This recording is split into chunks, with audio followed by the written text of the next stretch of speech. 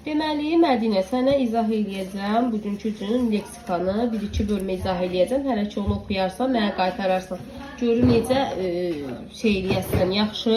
Əgər yaxşı olsa, biraz çoxaldacam mövzuları. Oldu mu quzum? Deməli, ilk mövzu leksika olacaq sənə. Leksika nədir? Biri var leksika, biri var leksikologiya.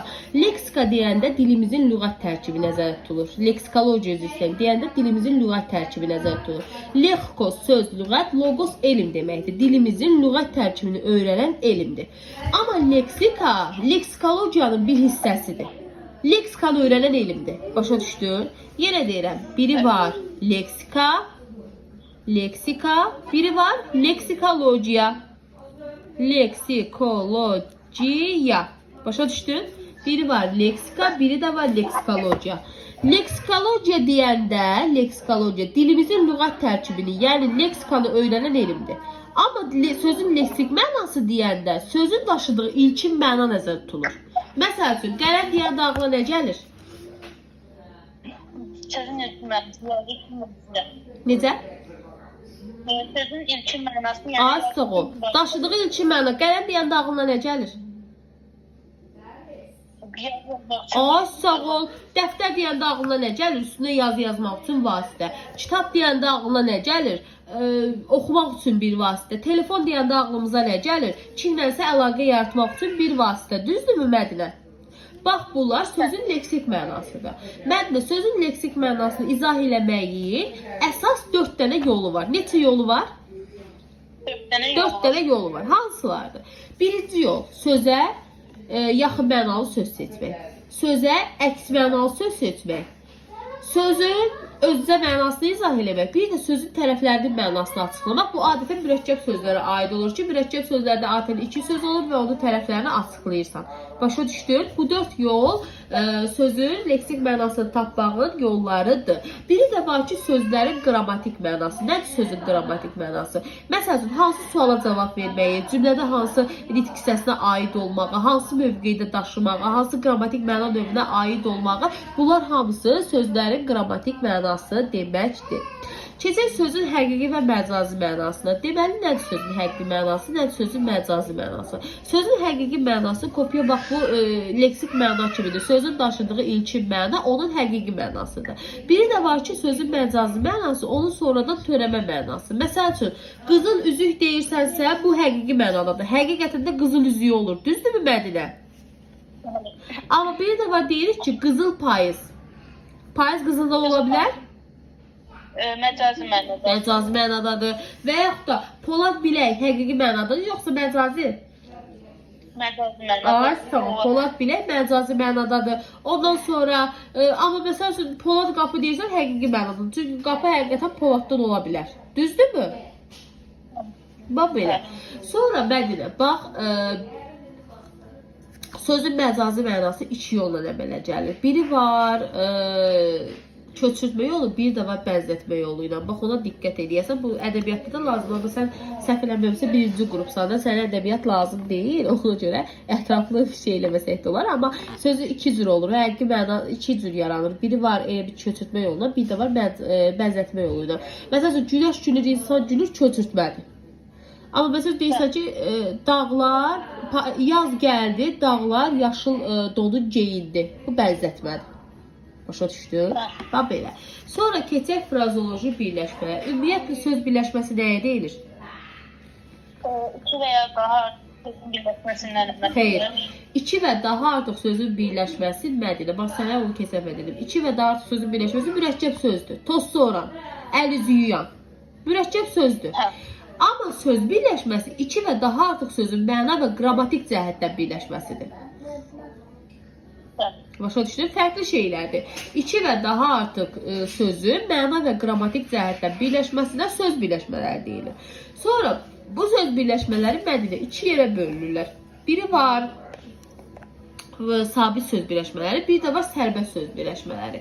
Nədir sərbəst söz birləşmələri? Sərbəst söz birləşmələri odur ki, tərəflərin arasına istənilən qədər söz daxil edə bilir. Adı üstündə sərbəstdir.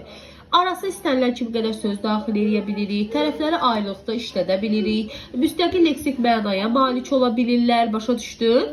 Və yaxud da necə deyim, Hə, bu qədər. Cümlənin istədiyimiz yerində işlədə bilərik, amma sabit söz birləşmələri bunlar heç birinə məsəl üçün sahib deyil. Nə tərəflərini parçalaya bilərik, nə aralarına söz daxil eləyə bilərik, nə cümlənin istədiyimiz yerində işlədə bilərik və sabit söz birləşmələrinin ikinci adı frazoloji birləşmələrdir. Frazoloji birləşmələr ümumilikdə dildə hazır şəkildə olur.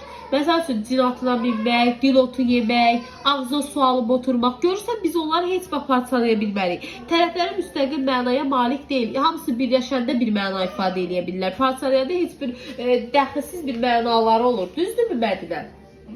Bəli. Bax belə. Sonra frazoloji birləşmələr özləri omonimlik, sinonimlik, antonimlik daşıyırlar. Omonimlik frazoloji birləşmələrə məsəl üçün deyə bilərik ki, cana gəlmək. Cana gəlmək biri var deyirsən ki, ay Allah, su içdim, cana gəldim. Dirilmək mənasında belə yaxşı mənada işlədir. Bir də var deyirsən ki, mən sənin əlindən cana gəlmişəm. Bezmək mənasında. Görürsən, yazış deyil şeylidir, amma məna cəhətdən fərqlənə bilirlər. Ondan sonra Mədinə gəlir məsəl üçün sinonimlik. Sinonim nədir? Yazışı deyilişi fərqli, amma mənaları eyni olsunlar. Məsəl üçün, deyək ki, ona dil otu yemək, dil ötmək. Hər ikisi çox danışmaq mənasına gəlir. Gördün? Yəni, bunları sinonimliyə misal göstərmək olar. Bir də var ki, antonimlik. Dil otu yemək, ağzına su alıb oturmaq. Can vermək, cana gəlmək. Bunlar hamısı antonimlikdir. Dil otu yemək çox danışmaqdır. Ağzına su alıb oturmaq, sakit durmaqdır. Başa düşdün? Bəli. Belə. Sonra Mədinə biri də var ki, bəzi frazoloji birləşmələr var ki, onlar həqiqi, yəni sərbəst söz birləşmələri ilə omonimlik təşkil edirlər. Məsələn, işə düşmək, əldən düşmək, gözdən düşmək. Məsələn, bax bu kimi ifadələr həm həqiqi mənada, həm də məcazi mənada işlədə bilirlər. Yəni həm sərbəst, həm də sabit söz birləşməsi kimi işlədə bilirlər. Məsələn, deyək ki, məsəl üçün, maşın işə düşdü deyəndə həqiqi mənadadır. Həqiqətən də maşın işə düşür, düzdürmü? Amma məsəl üçün, sən desən ki, ay Allah, əzəb işə düşdüm. Bu necə həqiqi mənada ola bilər? Bu yolda frazoloji birləşmə və yaxud da yola düşmək. Məsəl üçün, deyirsən ki, top yola düşdü. Top yola düşə bilir də, düzdürmü? Bu həqiqi mənada da olur sərbəst söz birləşməsi. Biri də var, deyirik ki, baş aldım, yola düşdüm. Ücə, sən yola necə düşə bilərsən? Düzdür? Bu da olur frazoloji birləşmə. Bax bu şəkildə. Belə. Frazoloji birləşmələrin demək olar ki, çoxu, yəni özü hansı məcazi mənadadır? Əlbəttə, məcazi mənalı söz birləşmələridir. Belə. Sənə bura qədər verirəm. Yəni məcazi hamısı bir yerdə frazoloji birləşmələrlə. Gələn dəfə omonim, sinonim, antonim, çoxmənalı sözlərdə bir verəcəm. Ondan sonra termin, arxaizm, alınma sözlərdə bir verəcəm. Harasa 3 dərsə bitirəcəyik. İndi sənə evə nə verirəm? Evə gedirsən leksikadan, deməli, Azlex proqramı demişdim sənə, yükləmsən telefonuna. Onun proqramın özünü tapanmadım, mən yükləmək istəyirəm. İndi bir də baxarım. Mən sənə linkini atarım. Azlex proqramı yükləyirsən. Leksikadan 50 testi işləyirsən. Frazoloji birləşmənin testində tapırsan dibdən. Frazoloji birləşməni oxuyandan sonra keçirsən frazoloji birləşmənin testini işləyirsən. Dibdən. Ondan nə qədər işləyir? Hamısını işlə. Az da o, elə çox deyil. Yaxşı. Bir də ki, bax, yenə deyirəm, Azlexi yükləyirsən. Əslində leksikanın testində elə çətin bir şey yoxdur. Sadəcə olaraq orada sözlərin mənasını bilməlisən. Yəni sənin məsələn orada lüğət axtarmaq ehtiyacı yoxdur. Azlexə girirsən, hansı söz yazsan mənası çıxır. Ondan istifadə eləyərək tapa bilərsən. Başa düşdün? Belə. Bu qədər. Testi də verdim evə. İnşallah sabah bir də yığım mı sənə? Sabaha qədər çatıra bilərsən? Bəli.